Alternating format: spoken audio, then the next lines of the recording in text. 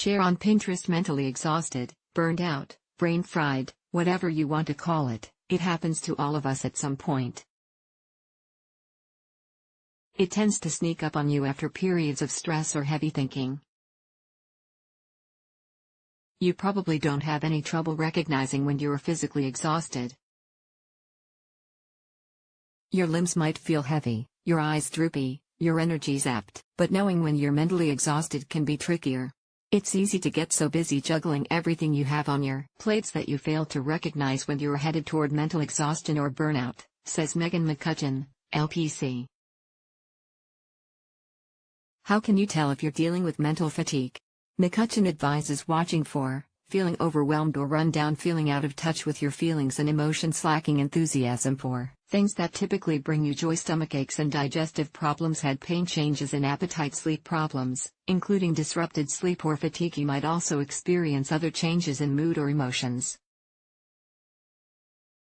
Cynicism, apathy, lack of motivation, and trouble focusing can all be signs of an overworked brain. If all of this sounds a bit familiar, here are some tips to help you recharge and avoid future burnout. Check in on your physical needs. Your mind and body don't exist independently of each other. There's a lot to be said about the importance of the mind-body connection, but here's one key to keep in mind: what's good for one is often good for the other. Don't skimp on sleep. Sleep may take a backseat to everything else when you're under a lot of stress. But your body needs sleep even more than usual when you have a lot going on. Cutting back on sleep may seem like a good way to get more things done, but the more likely outcome is that you'll feel exhausted and take longer to get things done. The amount of sleep each person needs can vary, but aim for 7 to 8 hours of quality sleep each night. Eat well. Regardless of whether you're dealing with mental or physical fatigue, exhaustion could make you turn to comforting or soothing foods, especially those that are quick and easy. Depending on your preferences, these foods may have a lot of sugar, or empty calories. There's nothing wrong with having a treat, and any kind of food is better than no food. But for an added cognitive boost, try to make sure you're getting helpful nutrients. Brain foods. Foods to try include high-fiber foods like oatmeal, beans, and nuts. Protein-rich foods like yogurt, lean meats, eggs, and fatty fish. Whole fruits and vegetables, especially blueberries, broccoli, and orange. Whole grains. Also, take care to stay hydrated and eat at regular times. You might feel like you're too busy to eat, but going hungry can lower your blood sugar and deprive you of cognitive energy. If you're feeling too stressed or busy to have a proper meal during the day,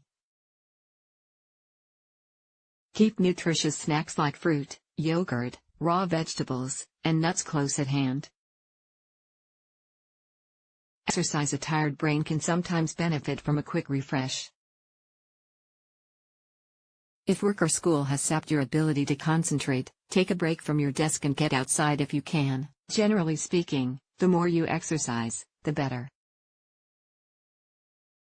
Try to devote at least 2.5 hours. Trusted source to moderate exercise each week, but aim to do more if you can. That being said, any exercise can help. If you can only manage a 15-minute walk on your lunch break, you're still benefiting by giving your brain a break, improving your mental clarity and possibly even relieving some stress. Be physically affectionate. Sex and other intimate contact can offer many benefits. It can help relieve stress, improve your mood, and may help you get better sleep. Connecting intimately with a romantic partner can also help remind you that you have support, which can help reduce the strain of any emotionally taxing things you're dealing with. Physical affection doesn't always need to involve sex, though. A hug from a friend or family member or a cuddle session with your pet can still give you a mental boost. Reevaluate your approach once you get your physical needs met. Take a look at how you're going about your tasks. Maybe you're in a situation where something absolutely has to get done, but you just don't have the time or energy to do it. Rather than fretting about everything you have to do, take a step back for some clarity. Break it down when you're already functioning at full capacity. Thinking about a big job you have to get done can make you feel as if your brain is ready to shut down. You're already mentally exhausted, so a new project may seem too daunting for you to even make a start. For example, first, you'll print out your research, then, you'll create a spreadsheet, then, you'll write up a data analysis, then, you'll compile a final draft. Each task, when considered separately, may seem more manageable on its own. Try not to think ahead to the next step while you're working. Just focus on what you're doing at the moment. This can help prevent panic and make it easier to move smoothly from task to task. Ask for help. This is a big one. And it can be hard, really hard. Try to get comfortable with asking for help if you need it. Reach out to a coworker, friend, family member, or partner to see who can help you out. Keep in mind that they don't necessarily have to help you with whatever it is you're trying to get done. Having someone pick up groceries, make a phone call, or just listen to you vent can bring about some relief. Do what you can sometimes, even when you devote all of your mental resources to a project. It still falls short of what you'd consider your best, or even good work. This can feel pretty disheartening. Instead of thinking about what you might have done, try thinking about what you were able to do with what you had. It's not always possible to complete a task exactly as you envisioned it. There are times when the most you can manage is getting the work done as quickly as possible.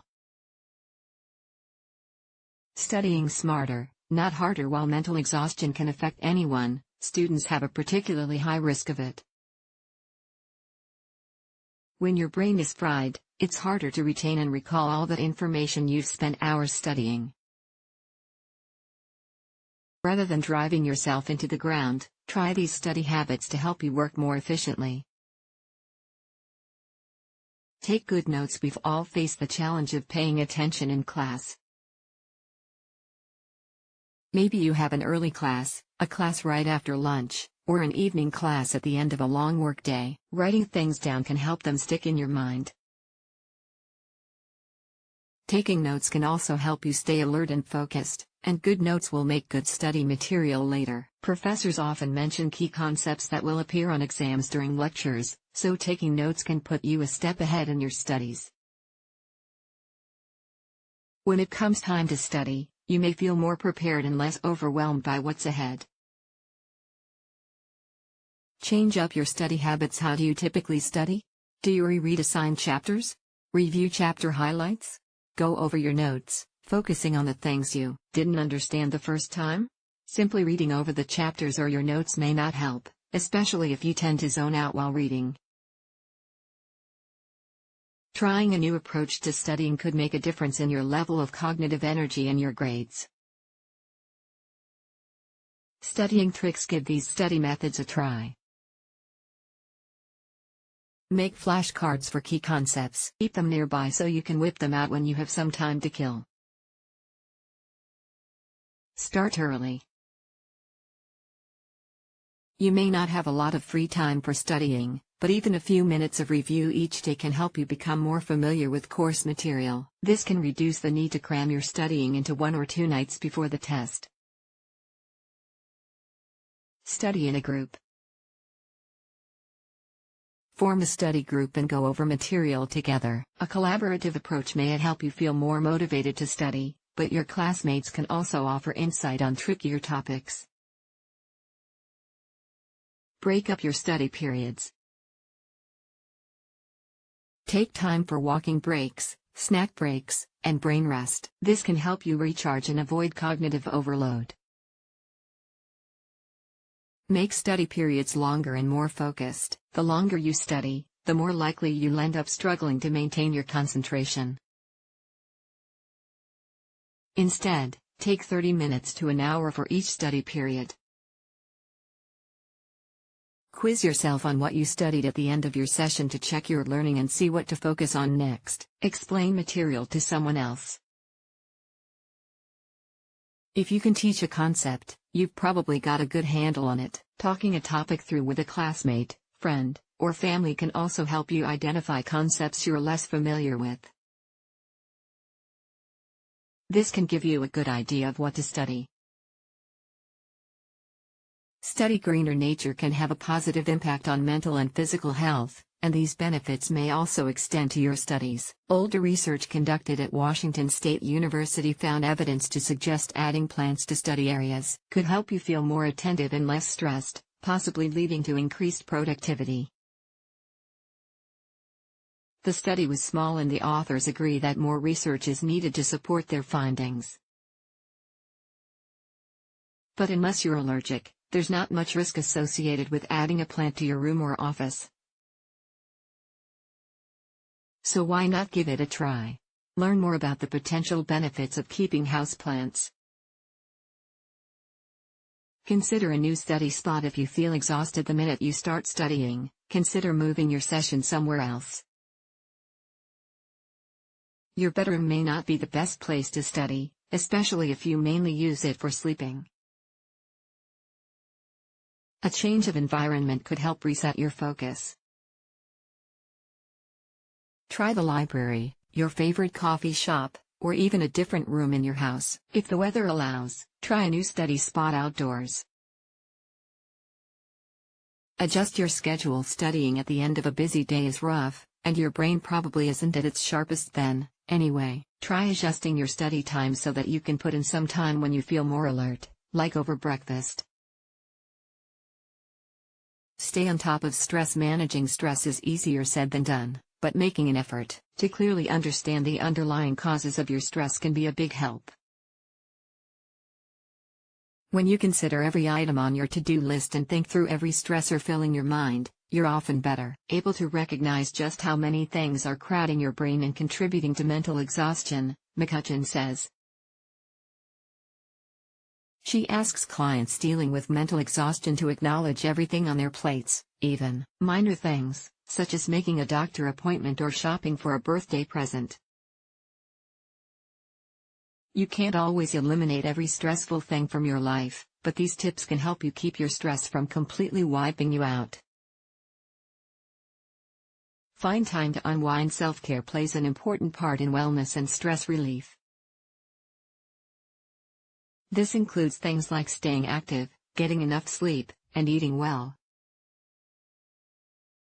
But self-care also means taking time for things you enjoy. It's also critical you find time to unwind, McCutcheon says. Make sure you aren't putting your own self-care on the back burner. She recommends giving yourself time each day to engage in activities that bring you joy and give you energy. Doing so can help you recharge, prevent overwhelm, and reduce your risk of becoming too stressed to function. So, pick up that book you've been meaning to read, enjoy your favorite movie, or spend an evening doing something creative or even nothing at all. Your brain will appreciate the chance to relax. Practice mindfulness. McCutcheon also recommends mindfulness practices to help decrease stress. This evidence-backed trusted source approach involves paying attention to what's happening around you, staying involved in the present moment rather than thinking about other worries or challenges, keeping an open mind, practicing acceptance. How to start: just stop, slow down. Take a deep breath.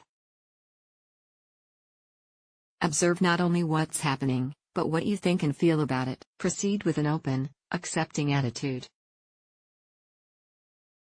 Talk about it when you're stressed and overwhelmed. It can be hard to open up, especially if you feel like your loved ones are under stress, too. Try to remember that the people who care for you probably want to help in whatever way they can, even just by listening. Simply telling a loved one about the things stressing you out can help you feel less alone. Plus, they might be able to offer some advice that'll make the task at hand easier to face. Alternately, consider talking to a coworker, teacher, mentor or supervisor, or guidance counselor. Some workplaces also have designated professionals on staff to provide employee support and help people dealing with stress both in and out of the office. Take steps to keep it from happening moving forward. There are things you can do to avoid becoming overwhelmed the next time life gets busy. Maintain balance. Your work is important, but so is your personal life. If you focus on one and exclude the other, both might end up suffering. When you're able to recognize all you have going on and can value the importance of maintaining balance, you are in a better position to avoid mental burnout, McCutcheon says. It can help to take a step back and explore some ways to set aside time for all aspects of your life. Some challenges, like a graduate thesis, big deadline, or a restructure at work, are temporary, and you may need to devote a little extra time to them for a while. Make wellness a priority. Remember, your mind and body are connected in a lot of ways, so make sure you stay on top of your physical health. For example, stay hydrated. Opt for nutrient-rich foods more often than not. Stick to a regular sleep schedule. Talk to your healthcare provider about any persistent health concerns, even if they seem minor. Take time off to recover when you get sick. Commit to regular exercise, even if it's just a 15-minute walk on your lunch break. Don't be afraid to say no. We all have certain work, school, or home responsibilities we can't avoid on top of commitments to friends and family. Trying to do everything or make everyone happy can run you dry. Saying no can be difficult. You might even want to take on extra responsibilities at work to prove your worth, especially if you're seeking a raise or promotion. And who doesn't feel bad about having to turn down a loved one asking for help? But remember, you're just one person. It's simply not possible to support everyone in your life all the time. Support your own needs and practice saying no when you don't feel up to helping out or if you're already burdened with other projects or tasks. Know when to get help. Mental fatigue can sometimes be a sign of an underlying issue, including depression, anxiety, attention deficit hyperactivity disorder, bipolar disorder, chronic health conditions, eating disorders. See your healthcare provider if mental fatigue affects your personal life or performance at work or school. Mental fatigue occurs with significant changes in mood or behavior. Your fatigue stops you from taking care of daily responsibilities. Say you've recently had a head injury. You have a fever that won't go away. Notice unexplained bruises, or often feel generally unwell. You get frustrated or irritated easily. You have trouble managing your time. You have a persistently low mood or think about suicide. You feel nervous, worried, or frightened much of the time, with or without a clear reason. Mood changes happen rapidly without a clear cause. If your symptoms seem more physical than emotional, it may help to start by talking to your primary healthcare provider, who can help you narrow down a possible cause. If you're dealing with mostly mental health symptoms, consider talking to a therapist or asking your healthcare provider for a referral. Even a few sessions with a mental health professional can help you better understand your mental exhaustion and come up with ways to combat it. If you need help now, if you're considering suicide or have thoughts of harming yourself, you can call the Substance Abuse and Mental Health Services Administration at 800-662-HELP. 4357. The 24/7 hotline will connect you with mental health resources in your area. Trained specialists can also help you find your state's resources for treatment if you don't have health insurance. The bottom line: everyone feels fried from time to time, usually during a period of high stress. Once the stress resolves, so does the exhaustion. If you feel chronically drained and have trouble reducing stress on your own, consider getting help from your healthcare provider.